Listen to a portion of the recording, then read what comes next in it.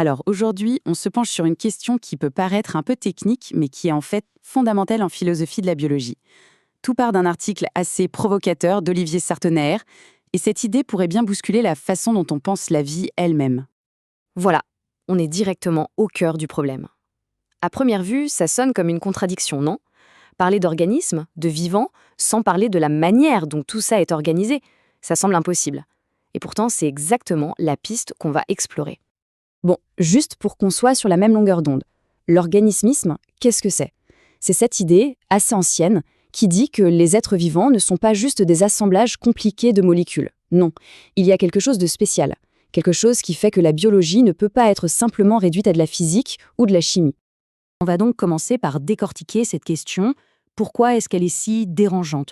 En quoi est-ce qu'elle vient secouer des décennies de réflexion en philosophie des sciences du vivant? Mais avant de plonger dans la nouveauté, c'est toujours mieux de comprendre l'idée dominante, celle que cette question vient remettre en cause. Alors, voyons un peu comment, classiquement, on a toujours pensé l'organismisme. En gros, tout repose sur trois piliers. D'abord, l'idée que l'organisme est un tout qui a son propre pouvoir de détermination. Ensuite, conséquence logique, la biologie est une science autonome.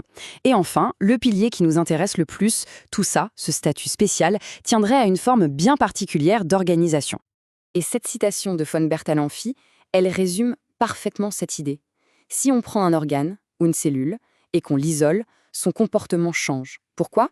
Parce qu'il est déterminé par le tout auquel il appartient. C'est vraiment ça, l'essence de la vision traditionnelle. Donc ce qu'il faut vraiment retenir ici, c'est que pour les organicistes traditionnels, cette fameuse organisation spéciale, ce n'est pas juste un détail, c'est la clé, c'est l'ingrédient secret qui explique le caractère unique de la vie. Bon, maintenant que la vision classique est bien en tête, attention, accrochez-vous, on va explorer une alternative et elle est assez radicale. L'idée, ce n'est pas juste de faire un petit ajustement, c'est de changer complètement d'angle de vue. On a tous déjà entendu cette phrase. Elle suggère une sorte de hiérarchie.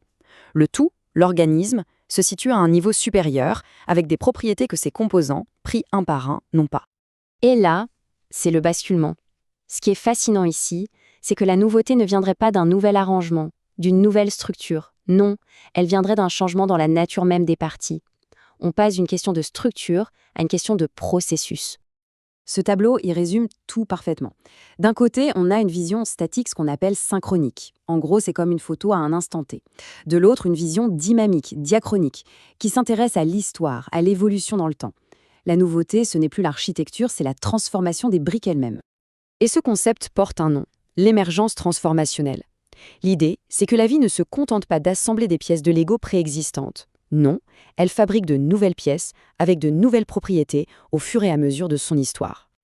Alors là, cette idée d'émergence transformationnelle, elle peut sembler un peu philosophique, un peu abstraite, n'est-ce pas?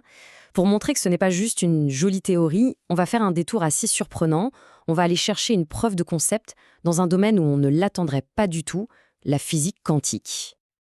Et oui, parfois, pour mieux comprendre la biologie, il faut regarder complètement ailleurs.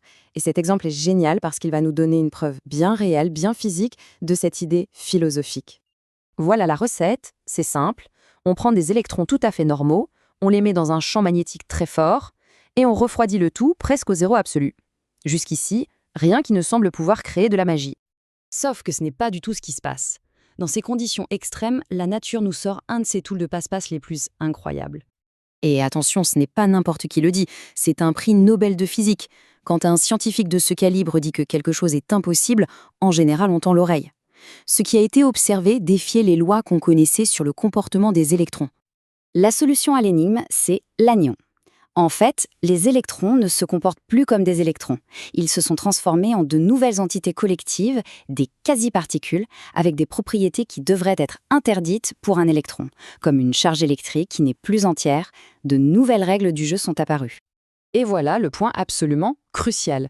La physique nous montre que des entités peuvent être fondamentalement transformées en d'autres entités avec des propriétés radicalement nouvelles. L'émergence transformationnelle, ce n'est pas juste de la spéculation, c'est un phénomène réel et observé. Ok, maintenant qu'on a cette preuve venue de la physique, revenons à notre sujet principal. Si de la matière inerte peut subir des transformations pareilles, qu'est-ce que ça pourrait vouloir dire si on applique ce principe au cœur même du vivant, à la biologie? On se retrouve donc avec deux boîtes à outils. deux manières de penser l'organismisme. L'une est plutôt verticale, hiérarchique, basée sur la structure à un instant T. L'autre est horizontale, historique, basée sur le processus de transformation. Deux chemins différents qui pourraient tous les deux mener à la même conclusion, l'autonomie de la biologie. Et alors, concrètement, ça pourrait éclairer quoi en biologie? Eh bien, potentiellement les plus grandes énigmes de l'évolution. Prenez le passage à la multicellularité. Peut-être que ce n'est pas juste une histoire de cellules qui se sont arrangées entre elles. Peut-être que les cellules qui nous composent ont été si profondément transformées qu'elles ne sont plus, au fond, le même type d'être que leurs ancêtres solitaires.